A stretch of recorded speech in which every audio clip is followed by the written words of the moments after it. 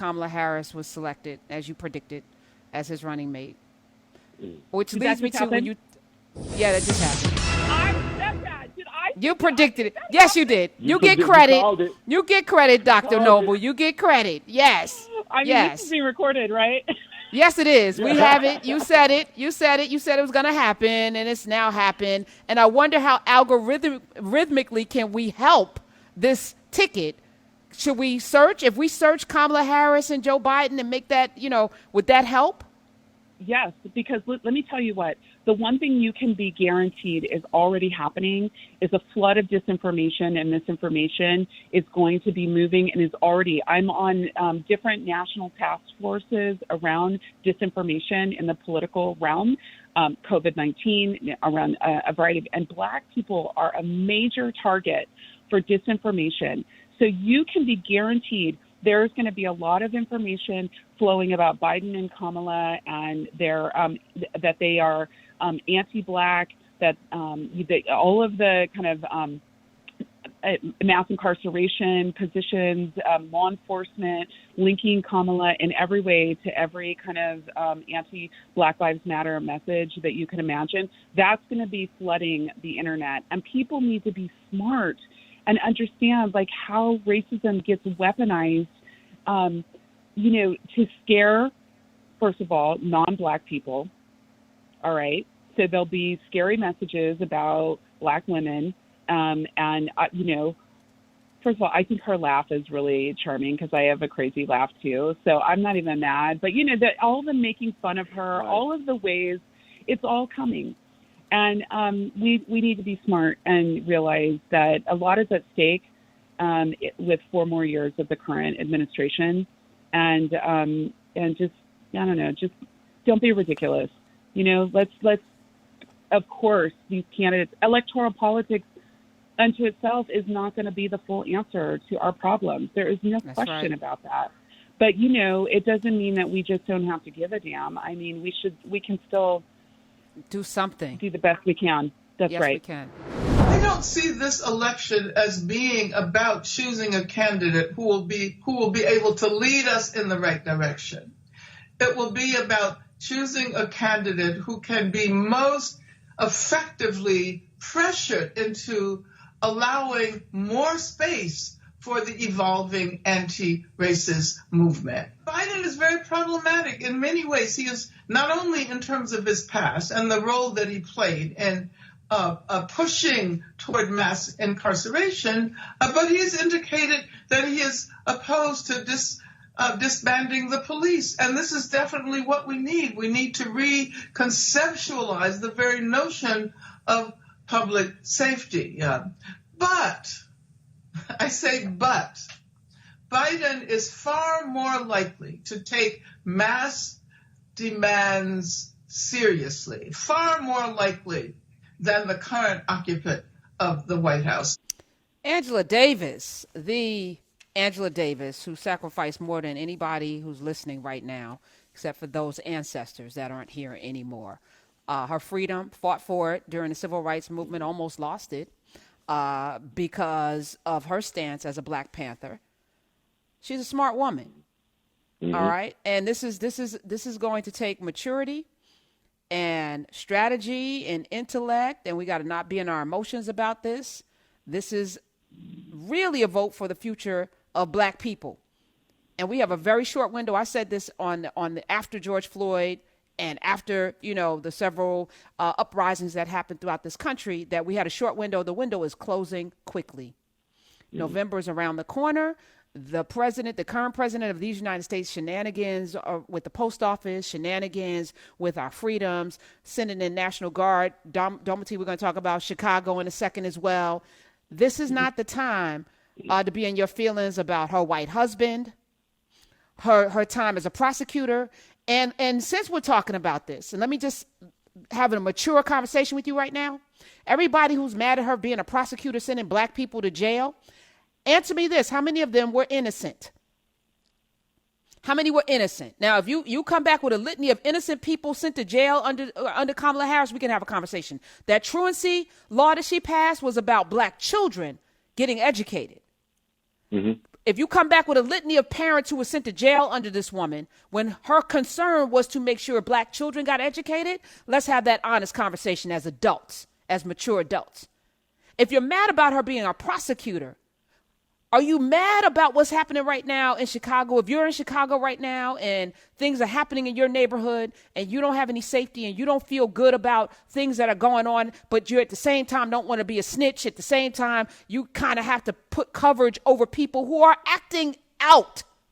This is not something that we should accept in our neighborhoods. And I'm not bashing people who are protesting peacefully or protesting their anger. And actually, I put people over property all day long. And I haven't spent too much time at all talking about it. But we have to, because it's our neighborhoods that are being under siege. And it's our neighborhoods that Trump already told you he's going to send the National Guard in. Mm-hmm. They don't give a damn about you. Nope. With their rubber bullets, and we don't even know who they are. They don't have name tags. They got unmarked cars. He's going to send them in. Trust me when I tell you. So the question is your life valuable? If we're going to say Black Lives Matter, let's put it to a test. Sitting at home, you're really making it very clear that, yeah, and voting is step 10 maybe out of 20 steps that we need to make, but not doing it will ensure that we're going to have more of the same. I'm sorry, Domity, I'm done. No. You hit everything. And what you just said touched on something that we can underscore with the conversation we just had with Dr. Noble, and that the problem with the social media age and these algorithms, we've gotten so used to having conversations where we agree with every single thing being said that we've come to expect that we want to agree. In order to listen to this artist's music, I need to agree with every single aspect of his life, everything he said. In order to support this candidate, I need to agree with every vote that they've ever done, every policy, there's this absolutism that I think social media played a large part in. And that's why I love that Angela Davis soundbite that you opened the segment with. The whole political process, since the inception of this country, the meaning of democracy is pushing power to do the right thing. You never 100% agree with anyone. I don't know if there's anybody on this planet that I've agreed with 100% of everything they've ever said and done. So this unrealistic bar that we're setting, we're going to shoot ourselves in the foot. Even if everything that you just laid out, Karen, even if a voter has a problem with all of those things. Now, you take that and put that against Mike Pence, and you tell me who you have a problem with more. You know, we have to get out of this absolutist mindset and understand that politicians waver, and in some ways that wavering is good for the electorate if you can push them to waver in the direction that you need them to go. Have an ask. There's the big complaint. Mm-hmm. Well, Obama didn't do any. What did you ask him for? Too many of us were just happy to have a black president, that there was no agenda. And he's a politician. He's not a civil rights activist. He's not a social justice activist. Even as a community organizer, he was a politician because he always had his sights set on the White House. So let's be very clear. Kamala Harris is a politician.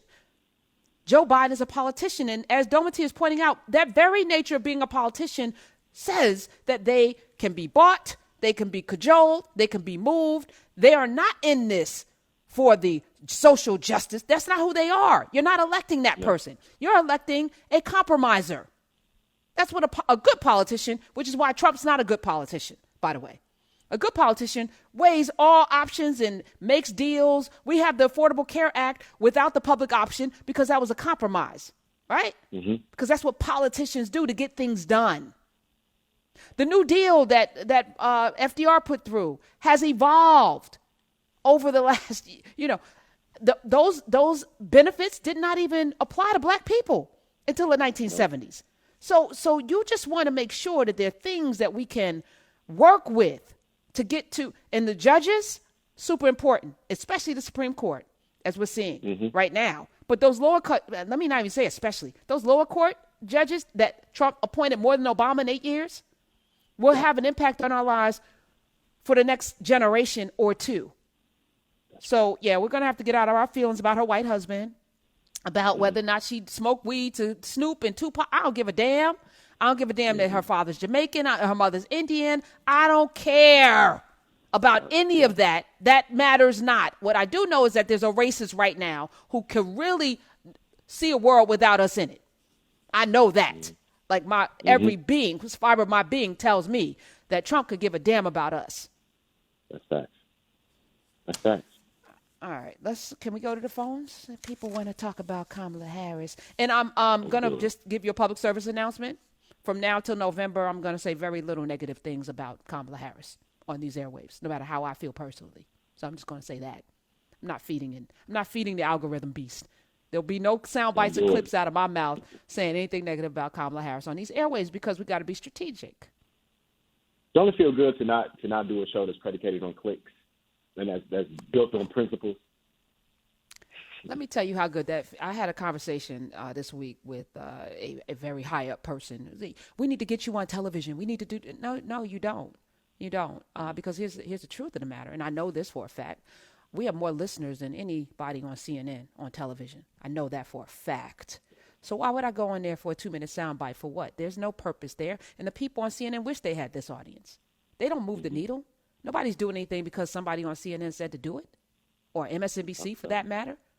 You know, so I'm saying all this to say that this audience is more powerful. So Joe Biden, I'm talking to you right now, and the DNC chairman, Tom Perez, you don't spend money on Urban View, there's a problem.